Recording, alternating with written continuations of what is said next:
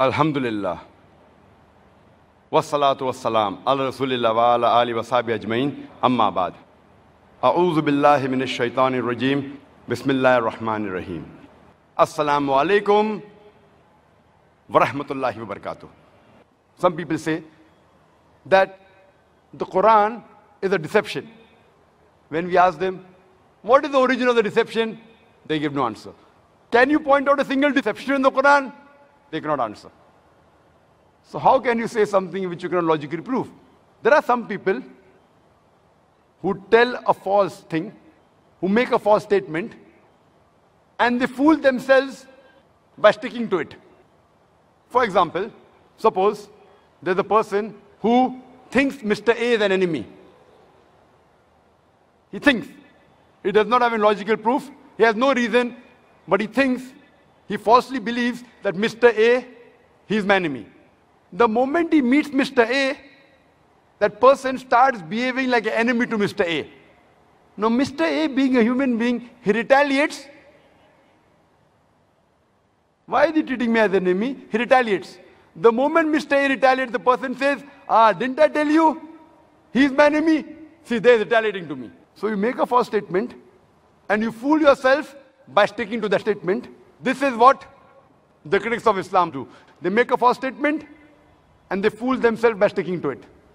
Furthermore, the Qur'an, it believes in reasoning. And there are several verses which talk about reasoning. You can analyze it. You can discuss the matter of the Qur'an. Several places, including Surah Ibrahim, chapter number 14, verse 52. That here is the message for mankind. Let them take warning therefrom. Let them know there is one God. Let the men of understanding take heed. Many Muslims think that the Qur'an discourages reasoning. It discourages arguing with people. It discourages discussing about the Qur'an with others and religion with others. In fact, the Qur'an encourages that you have to discuss with the other human beings. You have to argue with the other human beings. It's mentioned in the Qur'an in Surah Nahl, chapter number 16, verse number 125. Udu ila sabili rabbika bil hikmah wal ma'zit al hasna wajadilum billati ahsan. Invite all to the way of their Lord with wisdom and beautiful preaching, and argue with them and reason with them in the ways that are best and most gracious. Quran encourages reasoning and arguing and discussing, but with hikmah and husna, in ways that are best and most gracious. There is something known as exhausting the alternatives. There is a concept known as exhausting the alternatives. The Quran says, this is from God. If you don't believe in it, you tell me what it is from. You tell me from where it is. The Quran says, this book is from God. This book is from Allah. If you disagree, you give me the answer. So someone will say, Prophet Muhammad, peace be upon him, he wrote the Quran. And we proved earlier he didn't write. He lied. Why did he lie? Because of material gains. And we proved it's not possible. Maybe for power and glory, and we proved that's not possible. Maybe for unity of the Arabs, and we proved that's not possible. Someone will say, okay, did for moral reformation, and we proved it's not possible. Guess. Okay, he copied from the Bible, and we proved it is wrong. Guess. When all your guesses are proved wrong, that means the Quran requires to be heard. It requires respect. You have to believe in it, that this book, Quran, is from Almighty God. And Quran says in several places that this book is a revelation from Allah subhanahu wa ta'ala, including Surah Jasha, chapter number 45, verse number 1 and 2, where it says, Ha-Mim. Tanzilul kitabu min Allahi azizul hakim. That Ha-Mim, this is a revelation of the book from the Lord of the worlds, exalted in power and full of wisdom. The Quran says in several places that this book is the book of Almighty God. It's mentioned in Surah Anam, chapter number 6, verse number 19. Surah Anam, chapter number 6, verse number 93. It's mentioned in Surah Yusuf, chapter number 12, verse number 1 and 2. In Surah Taha, chapter number 20, verse number 113. It is mentioned in Surah Sajda, chapter number 32, verse number 1 to 3. In Surah Yasin, chapter number 36, verse number 1 to 3. It's mentioned in Surah Az-Zumur, chapter number 39, verse number 1. in Surah Ghafir, chapter 40, verse number 2. It's mentioned in Surah Jasha, chapter 45, verse number 2. It is mentioned in Surah Rahman, chapter number 55, verse number 1 and 2. It's mentioned in Surah Insan, chapter number 76, verse number 23, that this book, the glorious Qur'an, is from none other but Allah subhanahu wa ta'ala. This is known as exhausting the alternatives. What you have, you give. You try it out. If you fail to prove it logically, then you have to agree with what is mentioned. As far as the scientists are concerned, they have a different philosophy. They have a different approach. This approach is known as the falsification test. The scientists, they are so busy. There are so many new theories coming about, they don't have time to analyze it. They say, if you have a theory, first give us a way to prove your theory wrong. If you come about with a new concept, first give us a way, show us a way how to prove your theory wrong. Albert Einstein, in the beginning of the 20th century, he proposed certain things. How does the universe work? Along with it, he gave 3 ways how to prove his theory wrong. The scientists, they examined for 6 years and then they agreed it was right. Now, anyone who gives a falsification test, it deserves to be heard. It doesn't mean the person is great or the work is great.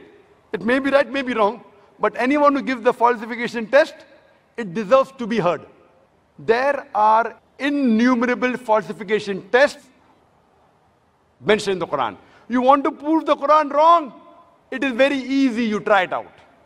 Very easy. There are some falsification tests which was meant only for that time, when the Quran was revealed. Some is meant for today, some it will be meant till the last day.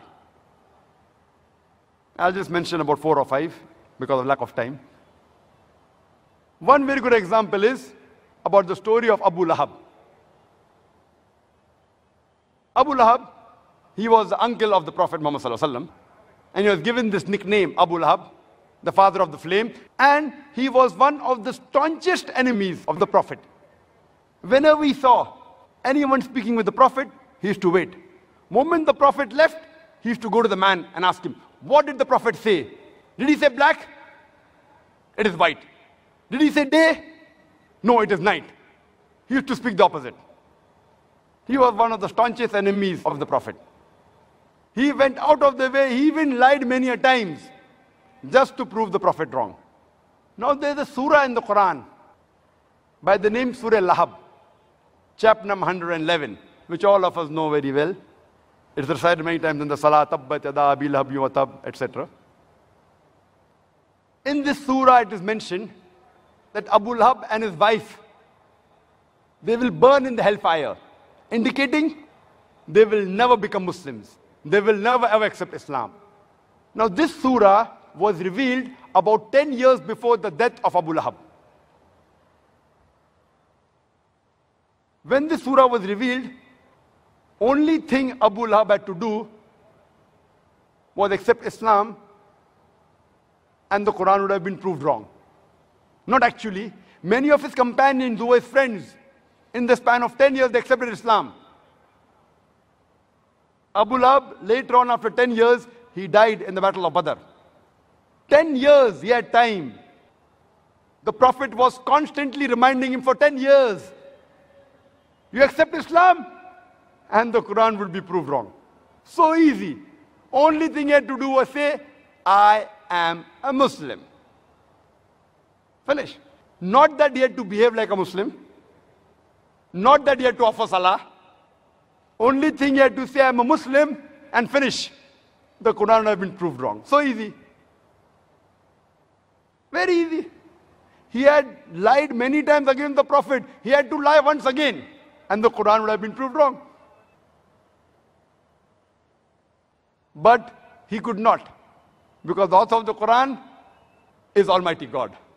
He knows that Abu Lahab will never accept Islam. Falsification test. 10 years. There's another falsification test. Many are there. It's mentioned in Surah Baqarah, chapter number 2, verse number 94 and 95. There was a group of Jews who were having a confrontation with the Muslims.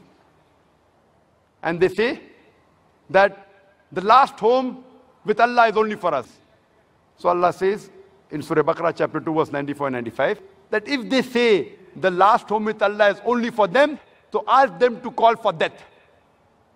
If you say that surely the last home with Allah, Akhirat, is for you, then call for death.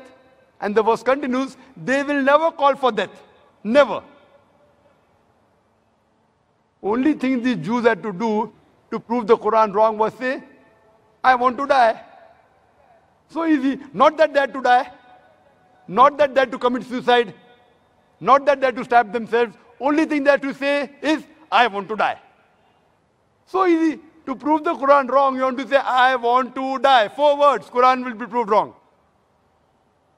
Allah continues in Surah Baqarah, chapter 2, verse 95 and 96. They will never call for death, even if 1,000 years was given to them. So easy. So easy to prove the Quran wrong. Now these two falsification tests were falsification tests of the past. Now you'll ask me, Brother Zakir, today I want to prove the Quran wrong. How can I prove it wrong today? Can I do it today? Yes, everyone has a chance. Allah says in Surah Ma'idah, chapter number 5, verse number 82, that for the believers, the closest to the believers are those people who say that we are Christians. And the furthest away, the staunchest enemies are those who say we're Jews and pagans. The Quran says the staunchest enemies of the believers are the Jews and the pagans. And the closest to the believers are those who say we are Christians. As a whole, the Quran is talking as a whole.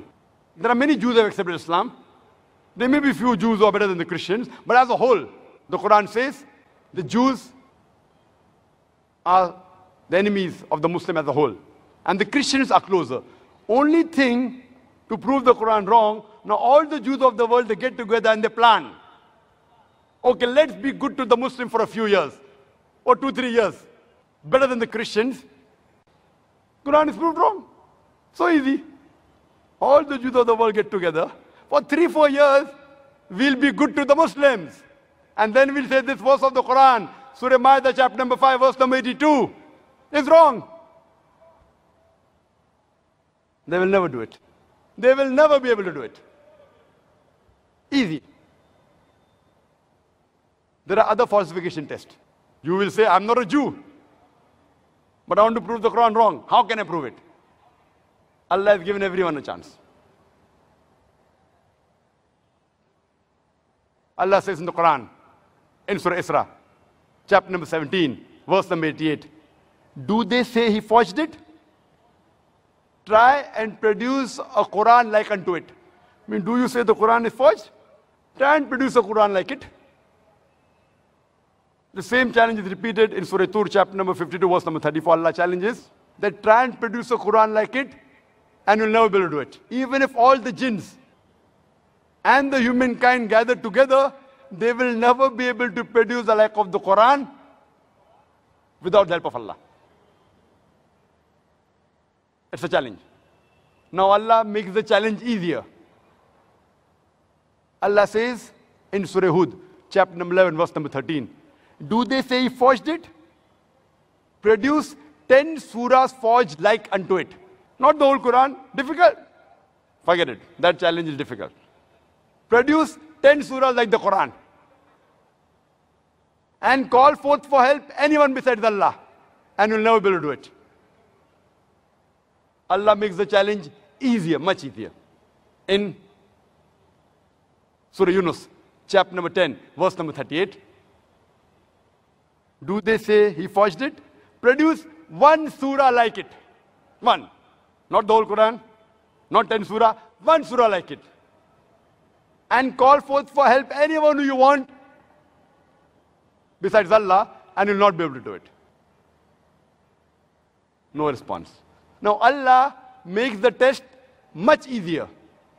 Allah says in Surah Baqarah, chapter number 2, verse number 23 and 24. Allah says, وَإِن كُنْتُمْ فِي رَيْبٍ مِّمَّا نَزَّلْنَا عَلَى عَبْدِنَا. And if you are in doubt as what we have revealed to our servant from time to time, فَأْتُوا بِسُورَةٍ مِّن مِّثْلِهِ. Produce a surah somewhat similar to it. Mim misli. It's not misli. Mim misli means somewhat similar. Not exactly like the Quran. Try and produce one surah somewhat similar to the Quran. Mim misli. Wad'u shuhada'akum min dunillah in kuntum sadiqin. Call forth for help and witnesses. Anyone you want besides Allah, if you speak the truth. فَإِن لَمْ تَفْعَلُوا. But if you cannot, وَلَن تَفْعَلُوا, and of a surety cannot. And be prepared for the fire whose fuel is men and stones. You will not be able to do it, and of a surety you cannot do it. And be prepared for the fire whose fuel is men and stones. This is a challenge. Try it and produce a surah somewhat similar to it. Now you'll tell me, but natural, if it is a test, you have to produce a surah in Arabic. So you'll say, Brother Zakir, I don't know Arabic, so how can I take part in this test? I said, fine. If you have produced a surah like the Qur'an, it has to be in Arabic. It can't be in English, can't be in French, can't be in Hindi, can't be in Urdu. Many people tried, not that they didn't try. Many, hundreds of people tried and they failed miserably. They were able to rhyme it, but went away from reality. Many people tried, and many are available in the books. But all of them failed miserably. Now he'll ask me, Brother Zakir, I don't know Arabic. I'm not a Jew. How can I try and prove the Quran wrong? There are many falsification tests. I'll give you one more, where anyone can take part. I started my talk by quoting a verse of the Quran from Surah Nisa, chapter number 4, verse number 82, which says, أَفَلَا يَتَدَبَّرُونَ الْقُرْآنَ وَلَوْ كَانَ مِنْ عِنْدِ غَيْرِ اللَّهِ لَوَجَدُوا فِيهِ اخْتِلَافًا كَثِيرًا. Do they not consider the Quran with care? Had it been from anyone besides Allah, anyone besides Almighty God, there would have been many contradictions. So if you want to prove the Quran wrong, only thing you have to do is take out a single contradiction in the Quran.